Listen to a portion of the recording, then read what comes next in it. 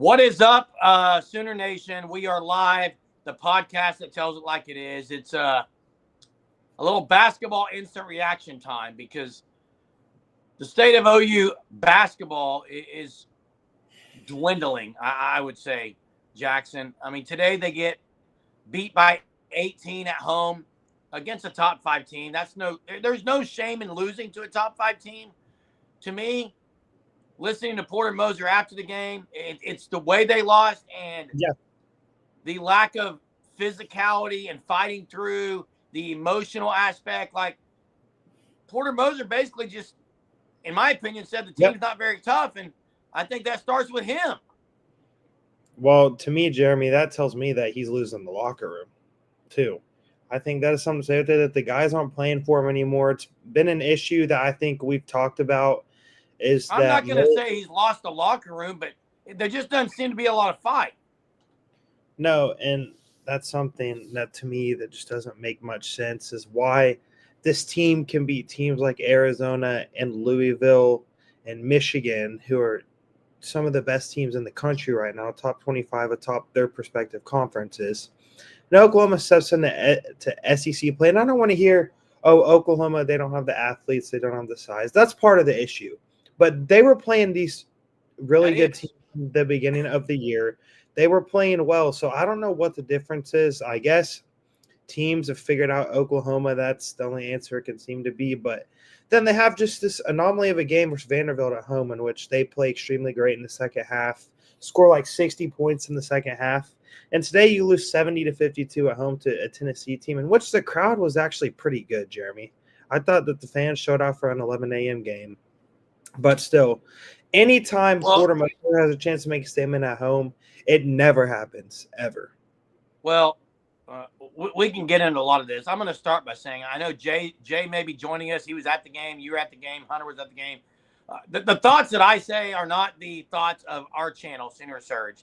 They're my thoughts, and I have a lot of strong opinions right now with what's happening in the men's basketball program, and I'm frustrated to say the least.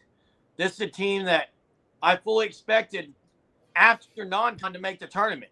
And I look, they still have a chance to make the tournament. They do. They absolutely do. Games you have to win, and they're all home games. You got it. But getting blown out at home is unacceptable. I don't care if you're out athleted. I don't care if you're out coached. You do not get blown out at home. That just, it's inexcusable, especially when, according to everyone, they have a lottery pick in Jeremiah Fears. To me, and hey, Sooner Cowboy, you're dead wrong on this. I 100% agree with you on Godwin. Forsythe can hold his own and has proven it. Yeah, and Godwin I think cannot. I agree. Yeah, Sam Godwin, it's an issue. Whenever me and Jason and Hunter were at the game, we were talking about it, Jeremy. Every time Sam Godwin catches the ball, there's no urgency to go and score, make a move, trust your game, trust the work. Instead, he's panicking with his back from the basket, won't look at the goal. And to me, the point in which Oklahoma lost the game, it was very early in the game. I talked to Jason about this as well, Jeremy, after the game. Oklahoma was up 5-3. They have a great dribble drive down to Sam Godwin. Sam Godwin goes up for a dunk or layup, misses it off the front. No one was in front of him. It was a point-blank miss. Yep. Tennessee runs on the court. They hit an open three. OU sprints back down. I think it was Jalen Moore who missed a layup or a little hook he should have hit. And Tennessee, another wide-open three. Just like that, it's 9-5, and you could just feel, here we go, because Tennessee, they saw some threes go in, and they were hot the whole first half. And Porter Moser alluded to that sequence and just said OU emotionally they're not fighting through things.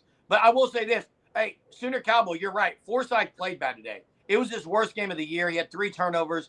But to say he doesn't belong is in my opinion, a horrible take because he's done it against really good competition.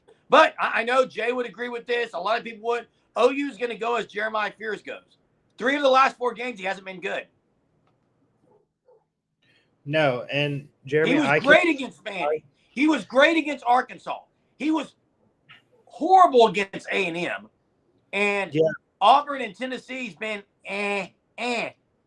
Well, and with Jeremiah Fears too, you're seeing part of the growth of an 18-year-old player. He's still 18 years old, super duper young. He's younger than the majority of freshmen in college basketball right now. So obviously he's going to have these up and downs. You're playing in the best conference in America. You're atop the scouting report every single night. Being a guard, they can trap you and stuff, which he doesn't get trapped a ton, but they play their wings weighing off of him. Oklahoma, outside of Bryson Goodine, there's not a consistent three-point shooter on this team. Jalen Moore at times looks okay. Kobe Ellis, if he gets hot, he can hit some threes, but Porter Moser doesn't play Kobe Elvis, so we don't even know what kind of player he is anymore. Yeah, he's mentally, he's not with it lately. Kobe Elvis isn't. No, and to me, He's there's out of just it, man.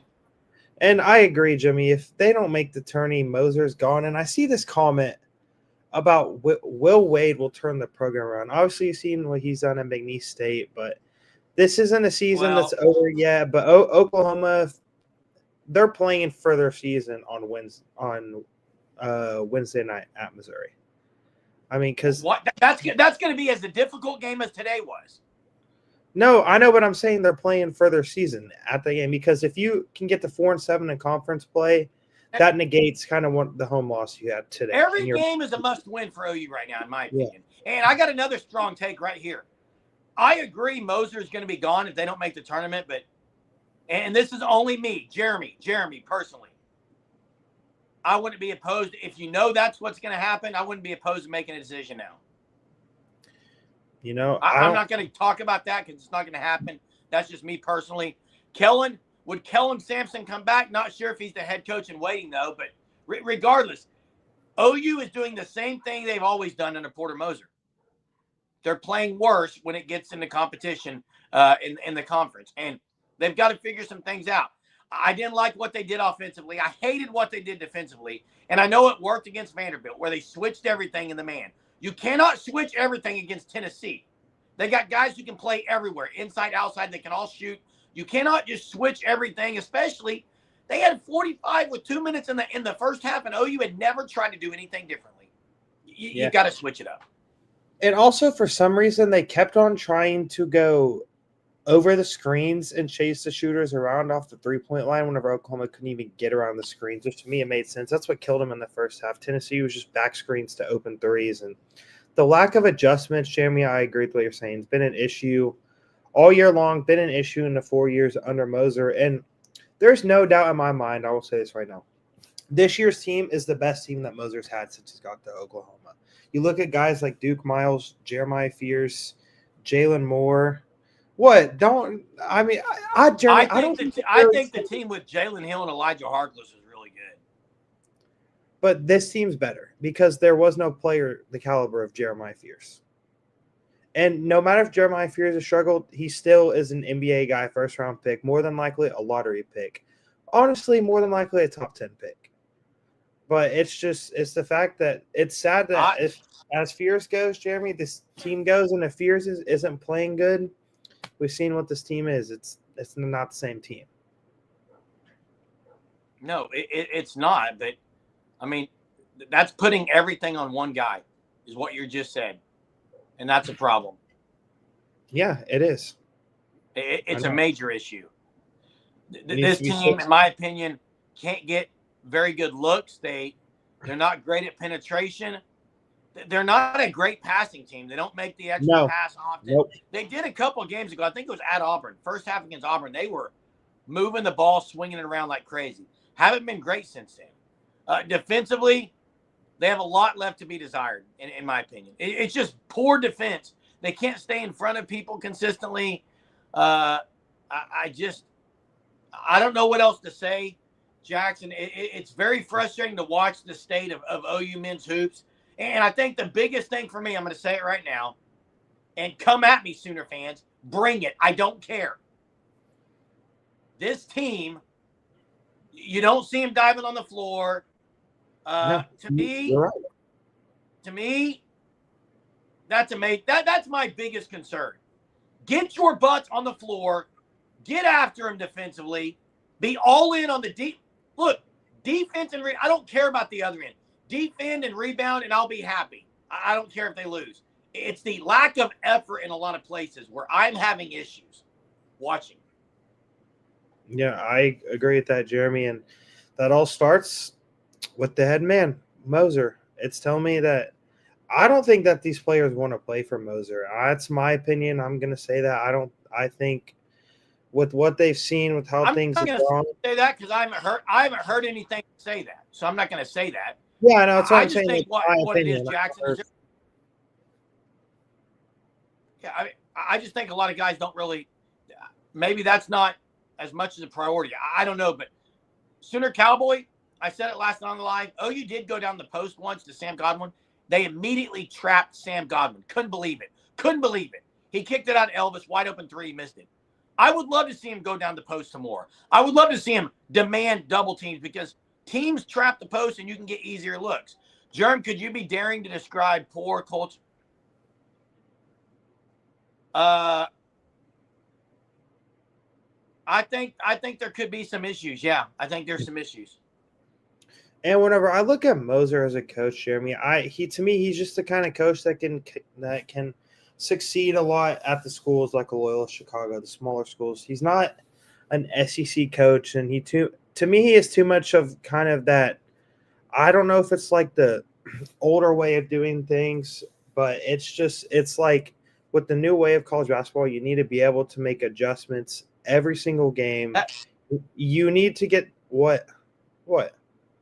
I think Porter Moser is more new age than old school. Well, no, but I'm talking about just from like the lack of adjustments and like the players that he's recruiting and things like that. Because there's still, I don't understand why it's year 4 and you don't have a consistent athletic presence in the post. To me, that makes no sense. Well, they got one coming in. But Moser's not going to be here. And if Kai Rogers, if he even signs with Oklahoma, Jeremy. I mean, Kai Rogers is a dude, but they have missed it. They missed it. Look, when you get beat off the dribble, you have to have someone in the middle to step up and help. They don't have that. So, in my opinion, they've got to change some things. They can't rely on man defense if you don't have a presence in the middle to help when your men get beat nonstop.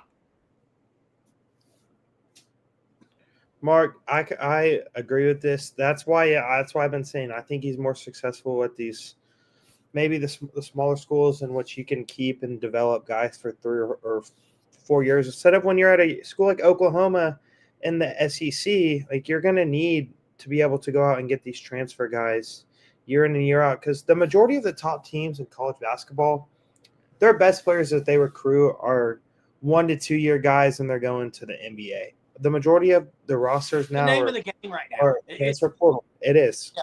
And I think Jason's on here. I don't know if we can add him, see if has a connection where he's at. If he wants to join and give us his thoughts. I know he was at. He's not ready yet. I don't think. Okay. But we'll add him soon. Okay.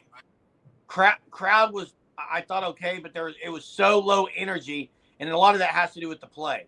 There just wasn't a lot of energy from the team, and that's very sad to me. Considering I felt like this is a must-win. Like you got to go into this game, protect your home court, or at least go down swinging. That's my complaint.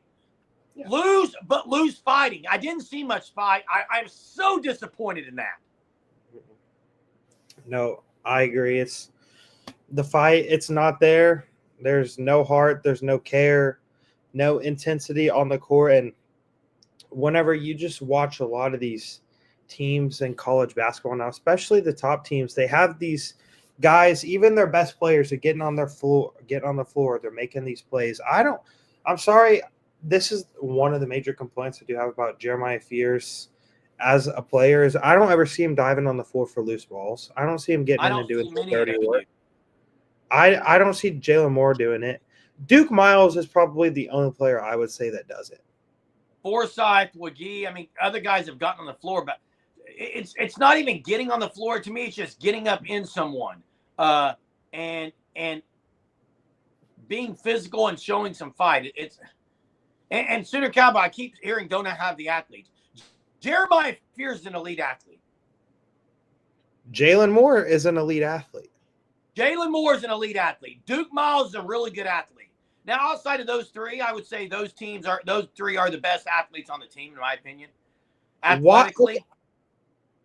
To me, a guy that the length and everything just stands out, but he never plays is Jacob Cole. I've never understood that because even when he gets into playing garbage minutes, he looks like a player who could belong and play on an SEC team. I don't understand why he doesn't play. It's year 2. The talk was he was going to work on his shooting over the offseason. He got a lot better at that. Why does he never get an opportunity at this point in the year? Maybe Yeah, I agree. Someone that could come in, make some loose ball plays like we saw what Dayton Forsythe did for a few games, gave the team some life. Maybe Jacob Cole could do that. You never know. I agree. He doesn't get the opportunity. Jadon Jones and Jeff Nwankpa are probably 2 of their best athletes. I am so sick of the Fears is too small stuff. He's 6'4". Yeah, Stop he's 6'4". saying he's too small. Did you see the point guard for Tennessee, Ziegler? I don't know how tall he was, but he's not a big guy at all. Hey, I'll say this. They got Tennessee has a guy from Hofstra. I think Ziegler, Lanier, or someone's from North Florida. They got small school guys, and they're pretty good. But the Fears is too small stuff is a bad take. He's 6'4". He can get more physical. Let's remember, he's supposed to be a high schooler right now. But he's not small. Fears is not small. Stop it. He's 6'4". He should be getting 4 to 5 rebounds a game. He's not small.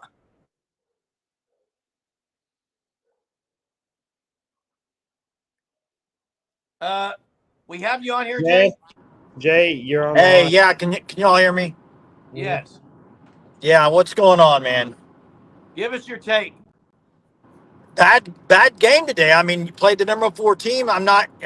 Wasn't really expecting it to be a great game. I was hoping for a close game, but I saw a comment there. I think it was Porter Moser Stan. Atmosphere absolutely bad. I mean, that arena, I mean, you talk about dead. That place was dead from the get-go. 11 a.m., it doesn't matter. And it'll never change with OU basketball, guys. I don't care what. I've seen a lot. I've seen a lot of people say, well, if they win, it would change. There's plenty of losing teams. And here's the thing. OU's not a losing team this year. They have 16 wins. There's teams that are like 10-9 that have full arenas, Jeremy. Full arenas. We know that's never happened at OU. The only time it's happened at OU. Let me give you the take on the game. The game is, once again, when Porter Moser's teams go up against bigger athletic teams, they can't hang, Jerm. They just can't. And go look at the rebounding. I don't know what the rebounding totals were, but there were so many times on the rebounding, the ball hit the ground before anybody got a rebound. That means they're not even jumping after it. The rebounding's bad. It was 35-21. Tennessee won the rebounding battle. That's effort. It's effort. It's effort. There's rebounding if the ball hits the ground. That should never happen. And another issue, Oklahoma had 1 player in double digits. Jalen Moore, 12 points. The only player in double digits. That's unacceptable.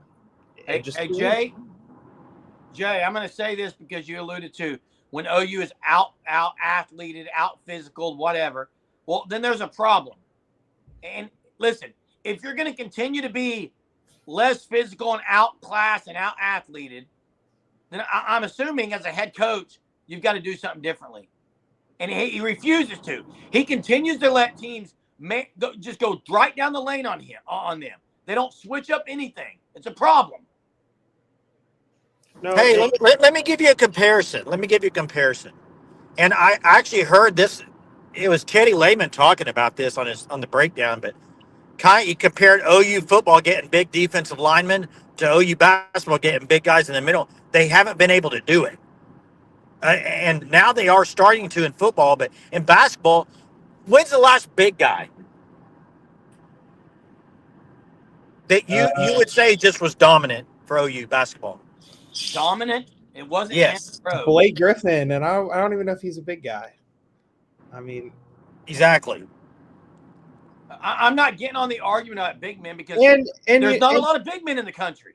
And to be an elite team, I don't think you need a dominant big man, but you need athletic rim protectors. That's what Oklahoma doesn't have. Like the center for Tennessee today, Okpara or whatever his name was, an athletic rim protector. His presence was felt. So I get it. I get the argument.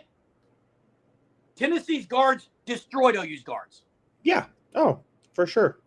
So let's remember that. Tennessee did what they wanted at the guards. They did what they wanted. He did what they wanted all day long, guard or it didn't matter. Tennessee's a great team. I mean, I'm not going to take anything away And they from got Tennessee. guys from Hofstra and North Florida starting. And didn't they have a guy from UAB as well? I think 3 guys from small schools starting on the number 4 team in the country. Rick Barnes has it going right now. Yeah. And it's all about your evaluation of talent. And that's something we've complained about with Moser too, Jeremy. Not that. It's not even that. Fears was elite non-conference. Well, Duke Miles I'm was talking about unbelievable. with transfers. Why is this success not sustained? That's what I want to know is why do things just change when they get into conference play? It's a coaching issue. Well, then how are they so good in non-con play? That's what I want. To me, it makes no sense because they had a tough non-con schedule. It wasn't an easy schedule at all. To me, again, I think it's a coaching issue with guys watching film. You get film on Porter Moser, you study it. Some of these teams you see twice. It's definitely a more physical game in the SEC. It was in the Big 12, but OU hasn't adapted well when they got in conference. They haven't been able to. To me, it's a toughness issue, period.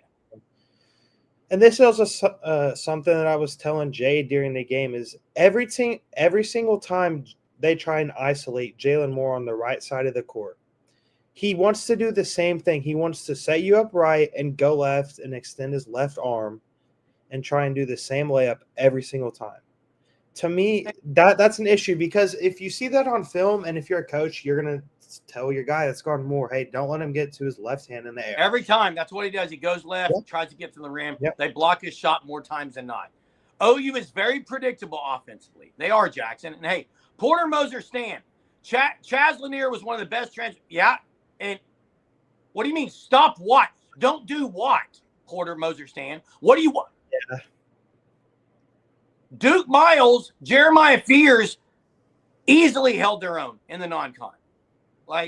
I'm not sure if a lot of people know this, but I'm pretty sure Duke Miles averaged like 27 points a game at High Point. Duke Miles is a good get. He averaged almost 30 a game. I still Jeremy. think he's a good get. He gets after you defensively. Yeah. He played badly today. He played badly today. Yeah. He started off the game great, hit 2 threes early. And then just after that, there was nothing. So I don't know, Jeremy. What? Hey, guys! I do think I've heard you say a couple times about the non-conference stuff, and Porter Moser's been good in the non-conference in his career at Oklahoma.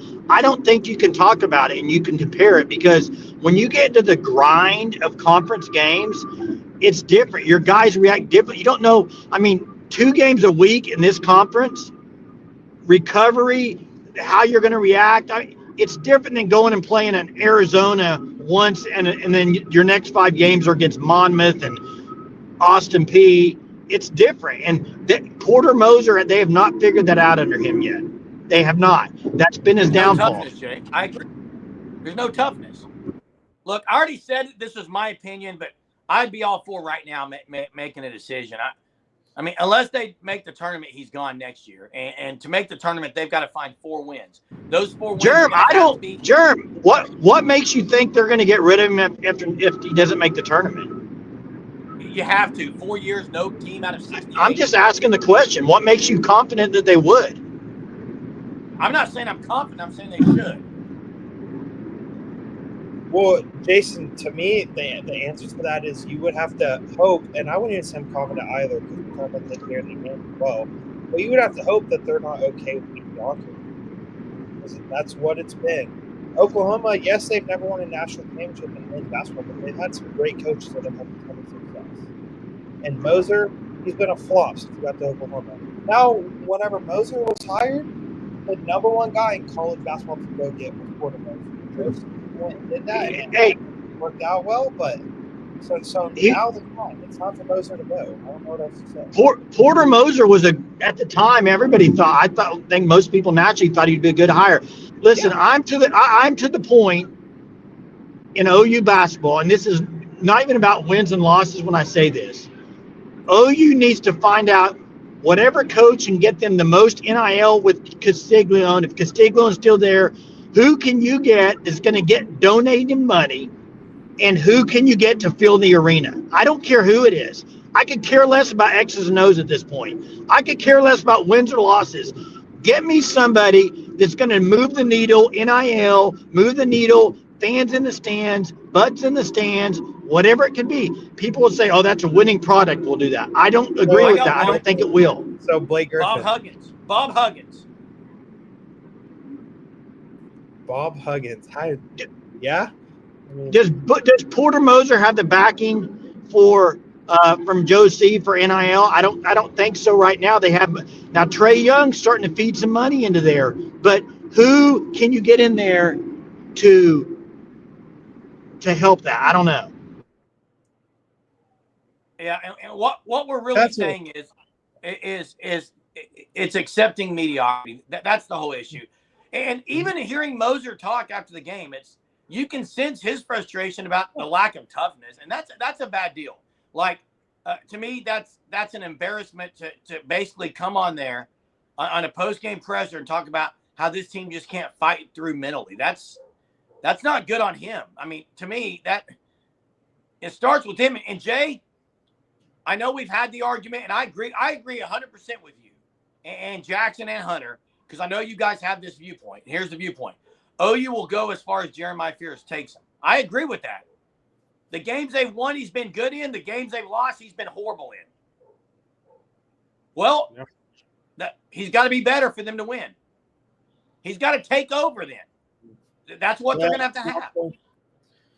Well, there's also the counter side to that is that's an issue that Jeremiah Fears is the only guy you can rely on to win you a basketball game too. And he wasn't 100% today either, which doesn't help. So 80%, 75, 80%. You're muted, Jerm.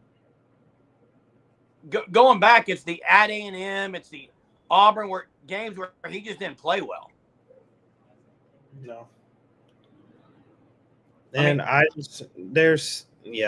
don't know, Jeremy. It's just this team. I don't know, like, how much more confidence you can have in this team to make the tournament, especially with how Moser sounded today and what are you saying that the team is lacking mental and physical toughness. That's an issue, especially in the SEC when if you're maybe not the most talented team, the two things you have to be is mentally and physically tough in this conference, in which it's the best conference in college basketball. It's not very close. I believe like right now projected like 12 or 13 of the 16 teams are projected to make the NCAA tournament in the SEC. So you talk about a gauntlet of a schedule. You need to be able to make the winning plays, diving on the floor like you talked about, Jeremy, making your free throws. If you're not hitting your shots, what you can't do is be turning over the ball. And Oklahoma, if they're not hitting their shots on the times, it turns into careless, poor passes. You see players getting trapped, like Kobe Elvis, Jeremiah Fears trying to throw it over people, get swatted. Duke Miles trying to force cross-court passes that are getting stolen to easy layups and transition. I'm like, you can't be doing that stuff. You've played college basketball for 4 or 5 years. You should know that's not going to work. Hey, Jackson, I know you're a student too, but I got to say this. I was there today, and I sat in the student section. At the very first, they were playing Boomer Sooner. I was the only one standing up clapping. Only one. Now, what is it going to take, you think, for students to get it? I mean, Porter tried everything he could. It didn't work to get students really involved. They don't care about basketball, Jason. That's the answer. They don't care. And that's a bad take. That's a bad take. And, hey, I tell you where OU missed out on looking back. They should have hired Grant McCaslin. I mean, he's really good at Tech. He's doing a good job. And he's got a toughness about him. Hey, well, see, and like to me, that's like, you should have said they should have, they could have, they would have. When Porter Moser was available, he was the number one possible hire you could have went and gotten. So I agree. I don't understand like this, but hey, I've got to respond to Bagman. I don't think it's Joe's mission to make men's sports mid. I think that's what's happened, and the biggest issue is they're accepting it. Yep. Like the biggest issue, Bagman, is there's been nothing done about it. Like That's the loyalty card. I get it. But look, Ryan Humphrey's on staff at OU. He's kind of Porter's right-hand guy there right now, I think currently, but he was an OU guy. I'm not going to talk about what they're going to do because they're not going to do anything right now. But the fact of the matter is, again, if this team makes the tournament, I'll pick them to win a game or two because I do think Porter Moser in tournament play can be good. But the lack of toughness is just unacceptable. Hey guys, let me say this. I'm going to go back to what I said, talking about the atmosphere and stuff. I don't want to harp on it, but Porter Moser this year, if you take the two games, the A&M game at home and the Texas game at home, those games, if they're wins right now, this team's at 5-5 in conference.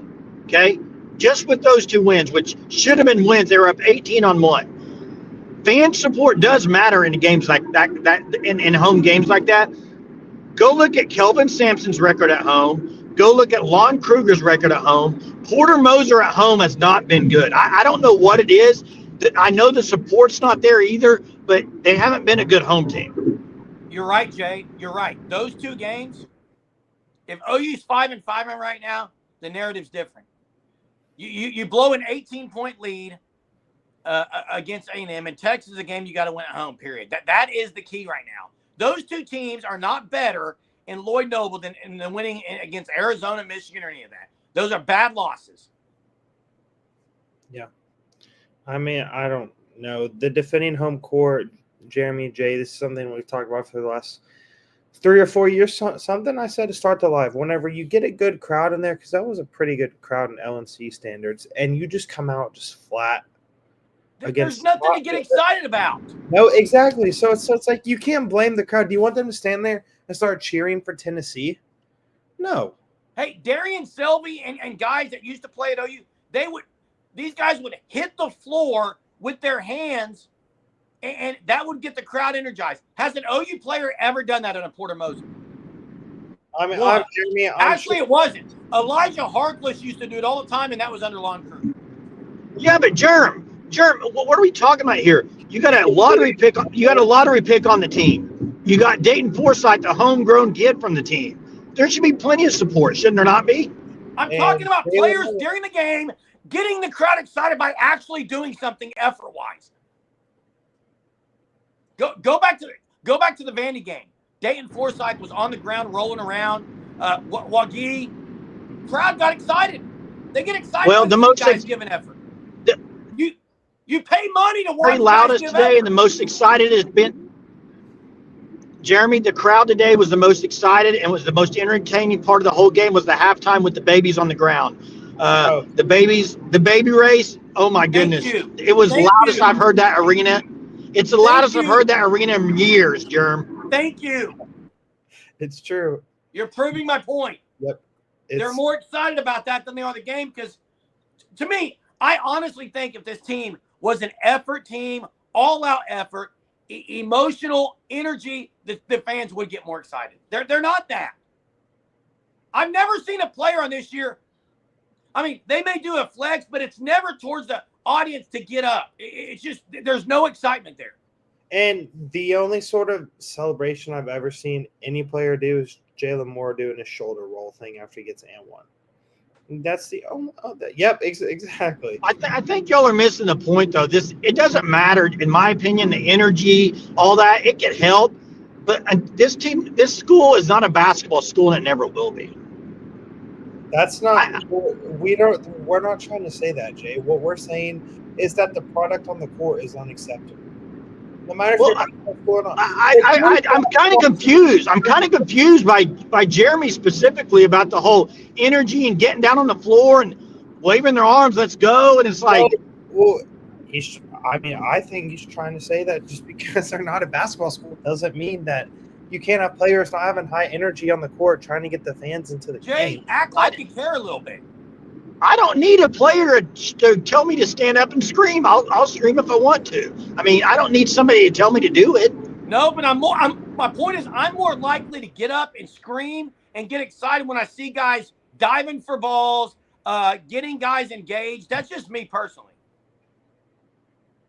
Yeah, and Aaron, I can agree that college basketball right now, I don't think it's a very good product. It's not like I could used to 3, 4, 5 years ago tune into games with Oklahoma with these teams in their conference and know a lot of the guys that are on the team because they've been there. Now this Tennessee game, I couldn't have told you 3 of their stars.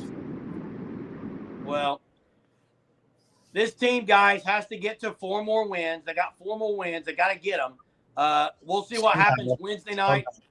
Wednesday night at Missouri. This week, you got Wednesday night at Missouri, and you got home against LSU. You must win one of the two.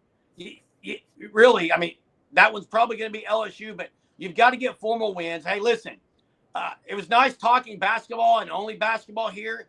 We've talked a lot of football, other things. Softball's in action tonight at 5 o'clock. We'll have a video right after that. And then our normal live show at 9:30 tonight. But thanks for watching this basketball exclusive live show. We appreciate it.